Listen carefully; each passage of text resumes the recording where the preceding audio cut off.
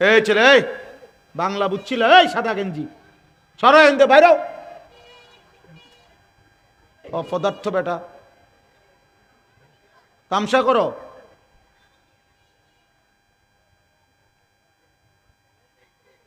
কেউ মাতবুরি দেখায়ও না, এমনি চলে যাও, কোনো সমস্যা নাই বাবা। আমি নতুন পুরাতন বুঝি না। আমার জিন্দিগির একটা ফিকির হলো, কোনো জায়গায় আমি নতুন আসছি না পুরাতন আসছি আমি এটা মানি না, বুঝি না। আমি আল্লাহর জন্য আসছি, আবার নতুন পুরাতন কি আর কখনো আসতে হবে এটার কোনো জরুরত নেই। মালিক না চাইলে আর কখনোই আসবো না। হায়াত না থাকলে আমি আসবো কেমনে? অতএব আমরা প্রত্যেকে আল্লাহর কথা দিল দিয়ে শুনতে হবে, কম হোক মনোযোগ দিয়ে শুনতে হবে। সবাই মিলে খামখেয়ালি শুরু করলে হবে নাকি? হ্যাঁ, এই মোবাইলের শেষ ঠিকানা কি? ফেসবুকের শেষ গন্তব্য কি? কাফের মুশরিকদের কাছে প্রতিটা ছবি ওদের কাছে জমা হয়। ইউটিউব নিয়ন্ত্রণ করে কে? জিব্রাইল। কথা বলেন না কেন? তো কোনো মুশরিক কোনো একদিন রাত গভীরে দেখবে, সকালবেলা একদিন এটাই হবে যে কিছুই নাই, আর সব হারায় গেছে, কিন্তু আমার গুনাহ আমার আমল নামাতে রয়েই গেছে। আমার গুনাহ আমার আমল নামাতে রয়েই গেছে বাবা। ফেসবুকও থাকবে না, ইউটিউবও থাকবে। ফিতাওয়ালা ক্যাসেট ছিল আগে, এগুলো এখন কই?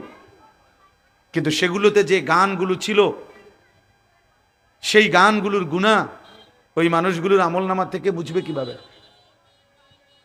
সিডি ক্যাসেট ছিল আগে, চ্যাপটা চ্যাপটা পাতলা পাতলা, কই এগুলো এখন কই? আমরাও তো দেখছি এগুলা। কত 200 বছর আগে, আমার বয়স 200 বছর, তাইলে 44 বছর আমার বয়স। বলেন কোথায় গেল সেগুলো এখন? রেডিওর প্রচলন এখন কই? তাহলে অসংখ্য আধুনিক প্রযুক্তি ছিল, পরবর্তী নতুন কিছু আইসা পুরাতনটাকে ফেলে দিছে। কিন্তু ওই প্রযুক্তিটা না ফেলে দিল, কিন্তু এর দ্বারা যে গুনাহ হইল সেটা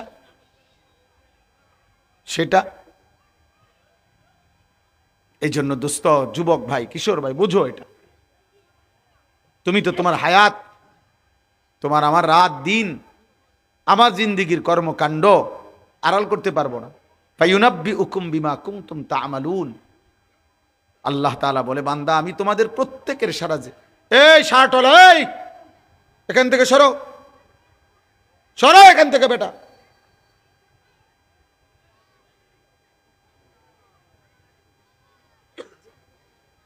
জি, অসুবিধা না, আপনারা ঘাবড়াবেন না, যতবার বলতে হয় অতবারে আমি বলবো, কোনো অসুবিধা নেই।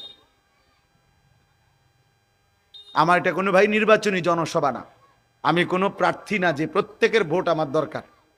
কথা বুঝেন না? কাজে খালাস, একজন শুনলেও যে পরিমাণ গুরুত্ব, 1 লক্ষ শুনলেও সে পরিমাণ গুরুত্ব। আমি সারা জীবনে এত মানুষ ওয়াজ করছি এমন না। আজ থেকে 15 বছর আগে আমি 4 জন মানুষের সামনেও ওয়াজ করছি, 20 জন মানুষের সামনেও বয়ান করছি, আলহামদুলিল্লাহ। কি অসুবিধা কি? আল্লাহর জন্য বলা, কম হোক বেশি হোক এতে কিচ্ছু আসে যায় না, কিছুই আসে যায় না। জনপ্রিয়তা এগুলো ধোঁকা, এতে 2 পয়সার আখেরাতে কোনো ভ্যালু নাই। আমারে আপনারে 1 কোটি মানুষ চিনলেও কোনো লাভ নাই, আমার হিসাব আমি দিতে হবে। ওয়াকুল্লুহুম আতিহি ইয়াউমাল কিয়ামাতি ফারদা। আল্লাহ বলছে প্রত্যেককেই আখেরাতে আল্লাহর নিকটে আসতে হবে, দাঁড়াইতে হবে একজন একজন। ফারদান আই ওয়াহিদান, একজন একজন। আমার আমল নামা আমার বাবা নিয়ে যাবেন, আমি নিয়ে যাব।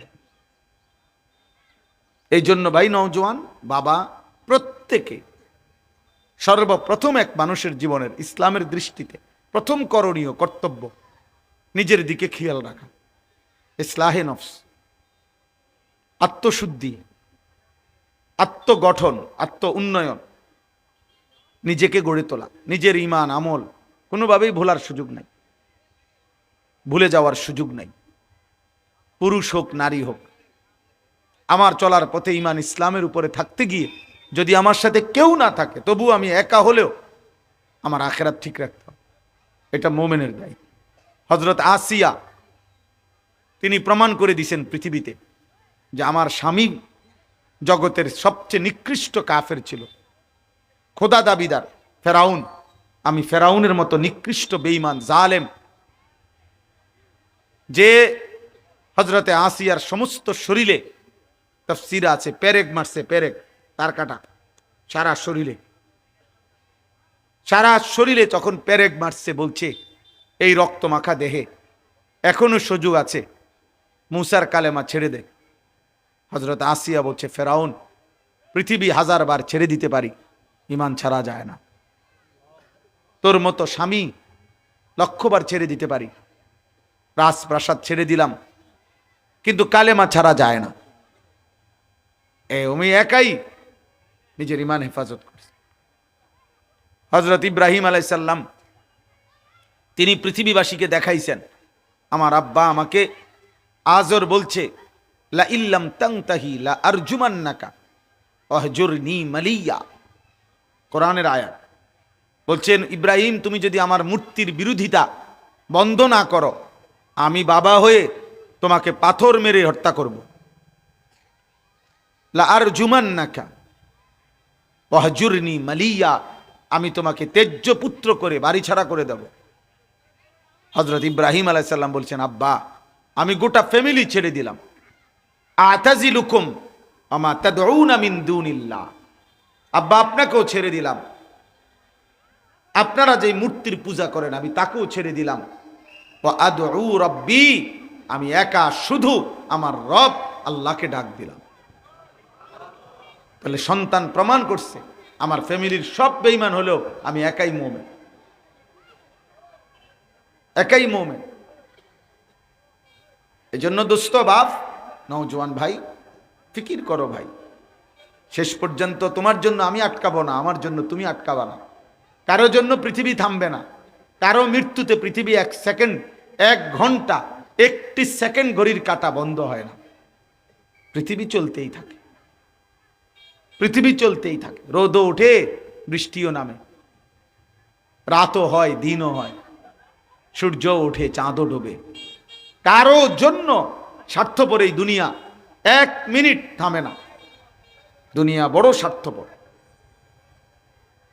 থামবে না। নষ্ট হয়ে গেলেও থামবে না, ইমানদার হয়ে গেলেও থামবে না। সেজদা দিতে দিতে আব্দুল কাদের জিলানী হলেও মৃত্যু হবে, কুফরি করতে করতে, নাফরমানি করতে করতে ফেরাউন নমরুদ হলেও মৃত্যু হবে। আমরা প্রত্যেকে, আমার সময় একদম কম, অল্প একটু সময়ের মধ্যে সামান্য কিছু কথা বলা। আপনারা আসছেন কষ্ট করে, লম্বা সময় অপেক্ষা করছেন, আমরাও অনেক দূর থেকে আসছি দোস্ত আমার। এজন্য কোনো রকমের এখানে লৌকিকতা, তাকাল্লুফের কোনো প্রয়োজন নেই। সাফ সাফ কথা আমাদের প্রত্যেকের কাছে। আমার প্রথম কথা, কিশোর নওজোয়ান, তোমরা যদি নামাজ না পড়ো, আল্লাহ না চিনো, এই মোবাইলের এই আসক্তি একদিন তোমাদেরকে ভিক্ষুক বানাবে। আমি বললাম, এই পৃথিবীর ইতিহাস আমি আলহামদুলিল্লাহ অনেক পড়ছি। আমি ব্যক্তিগতভাবে ইতিহাস পড়ে মজা পাই বেশি।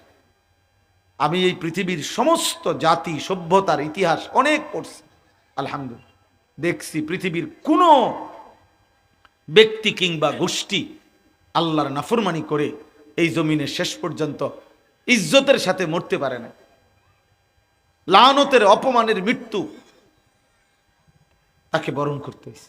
এ যতগুলো ছেলে পেলে তোমরা নারী, ছবি, উলঙ্গ দৃশ্য, অশ্লীলতা, বেহায়াপনা, এই চুল চেহারা দিয়া কাফের মুশরিকদের মতো সাজতেছ, পৃথিবী তোমারে 2 পয়সাও মূল্যায়ন করবে না।